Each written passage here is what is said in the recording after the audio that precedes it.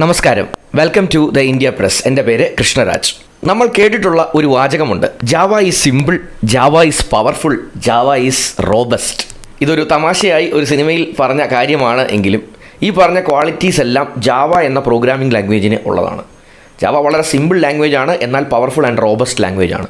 എത്രയോ വർഷങ്ങളായി Java based programming വളരെ സോളിഡായിട്ട് തന്നെ IT മേഖലയിൽ കണ്ടിന്യൂ ചെയ്യുന്നതിൻ്റെ ഒരു കാരണവും അതുതന്നെയാണ്. It's A very robust language. അപ്പോൾ ഇപ്പോഴും 2024-25 ജാവ ഔട്ട്ഡേറ്റഡ് അല്ല. ഒട്ടനവധി കമ്പനികൾ ജാവ പ്രോഗ്രാമേഴ്സിനെ ആവശ്യപ്പെടുന്നുണ്ട്.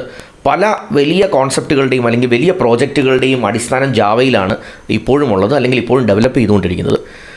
ഇൻഫോ പാർക്കിലെ ഒരു മികച്ച കമ്പനി ജാവ പ്രോഗ്രാമേഴ്സിനെ തേടുന്നു. അതിനെക്കുറിച്ചായിരിക്കും ഞാൻ ഈ വീഡിയോയിൽ പറയുക. എങ്ങനെ അപ്ലൈ ചെയ്യാം, എന്തൊക്കെ ക്വാളിഫിക്കേഷൻസ് വേണം, എന്തൊക്കെ സ്കിൽസ് നിങ്ങൾക്കുണ്ടെങ്കിൽ നിങ്ങൾക്ക് ഇതിന് അപ്ലൈ ചെയ്യാം എന്നുള്ളത് ഞാൻ ഈ വീഡിയോയിൽ പറയും. Once again welcome back to this channel.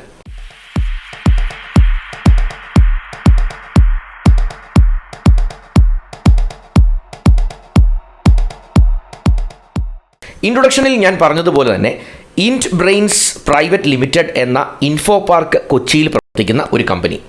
അവരെ സംബന്ധിച്ച് അവർക്ക് ജാവ പ്രോഗ്രാമേഴ്സിനെയാണ് ഇപ്പോൾ ആവശ്യമുള്ളത്. ഏതാണ്ട് 3 മുതൽ 5 വർഷം വരെ എക്സ്പീരിയൻസ് ഉള്ള ജാവ പ്രോഗ്രാമേഴ്സിനെയാണ്. അപ്പോൾ നിങ്ങളൊരു ചെറിയ കമ്പനികളിലോ അല്ലെങ്കിൽ സ്വന്തമായി പ്രോജക്റ്റുകളിലോ ഒക്കെ വർക്ക് ചെയ്ത് ഏതെങ്കിലും ചെറിയ കമ്പനിയിൽ ഒരു 5 വർഷം അല്ലെങ്കിൽ 3 മുതൽ 5 വർഷം വരെ എക്സ്പീരിയൻസ് നിങ്ങൾക്കുണ്ട് എങ്കിൽ ഒരു സീനിയർ ജാവ പ്രോഗ്രാമർ പൊസിഷനിലേക്ക് അല്ലെങ്കിൽ കുറച്ചുകൂടി ഒരു സീനിയർ പൊസിഷനിലേക്കാണ് ഈ കമ്പനി നോക്കുന്നത്. അതുകൊണ്ട് തന്നെയാണ് 3 മുതൽ 5 വർഷം എക്സ്പീരിയൻസ് ഉള്ള പ്രോജക്റ്റുകൾ സ്വന്തമായി ഹാൻഡിൽ ചെയ്യാൻ പറ്റുന്ന കാൻഡിഡേറ്റ്സിനെയാണ് ഇവർ നോക്കുന്നത്. അപ്പോൾ ഏറ്റവും അടിസ്ഥാനമായി ഇവർ പറയുന്ന യോഗ്യത ജാവ പ്രോഗ്രാമിംഗ് ലാംഗ്വേജിൽ നല്ല കോൺഫിഡൻസ് അല്ലെങ്കിൽ നല്ല ഫസ്റ്റ് ഹാൻഡ് ഇൻഫർമേഷൻ ഉണ്ടായിരിക്കണം, വർക്ക് ചെയ്തുള്ള അനുഭവ പരിചയം ഉണ്ടായിരിക്കണം. അതുപോലെ തന്നെ MVC കോൺസെപ്റ്റുകൾ ഉണ്ടായിരിക്കണം, അതായത് മോഡൽ വ്യൂ കൺട്രോളേഴ്സൊക്കെ യൂസ് ചെയ്ത് ഉള്ള പരിചയം അവർ ആവശ്യപ്പെടുന്നുണ്ട്. അതുപോലെ തന്നെ JDBCയിലുള്ള നല്ല ധാരണ വേണം. ജാവ ഡേറ്റാബേസ് കണക്ടിവിറ്റി ആണ് JDBC എന്ന് പറയുക.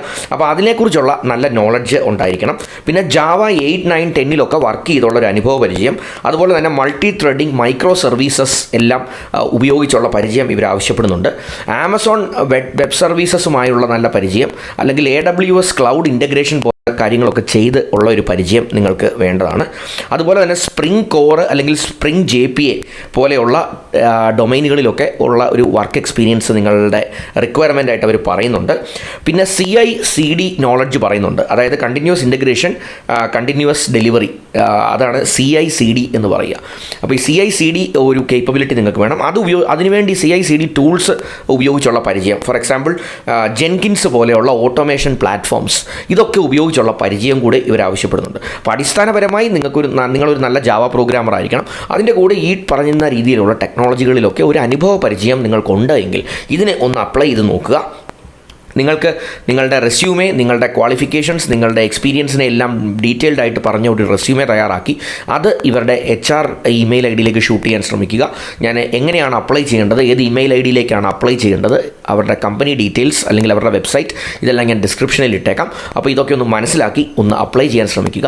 ജാവ പ്രോഗ്രാമിങ്ങിൽ നിങ്ങൾ പാഷനേറ്റ് ആയിട്ടുള്ളൊരു വ്യക്തിയാണ് എങ്കിൽ ഇത് നല്ലൊരു അവസരമാണ്, നല്ലൊരു ഇൻഫോ പാർക്ക് കമ്പനിയാണ്. അതുകൊണ്ട് തന്നെ ആ അവസരം ഒന്ന് മുതലാക്കാനായിട്ട് ശ്രമിക്കുക.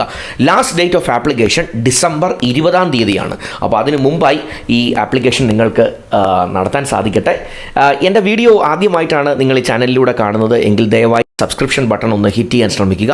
എല്ലാ ദിവസവും 2-2 വീഡിയോസ് ഞാൻ പോസ്റ്റ് ചെയ്യാറുണ്ട്. അത് തൊഴിലവസരങ്ങളുമായി ബന്ധപ്പെട്ട്, technology based and other opportunities, അല്ലെങ്കിൽ നിങ്ങളുടെ എഡ്യൂക്കേഷണൽ അപ്ഗ്രേഡ് ഒക്കെയായി ബന്ധപ്പെട്ട വീഡിയോസ് ഞാൻ പോസ്റ്റ് ചെയ്യാറുണ്ട്. അതൊക്കെ നേരിട്ട് നിങ്ങളിലേക്ക് എത്തുന്നതാണ്. Once again thanks for watching and wish you all the best.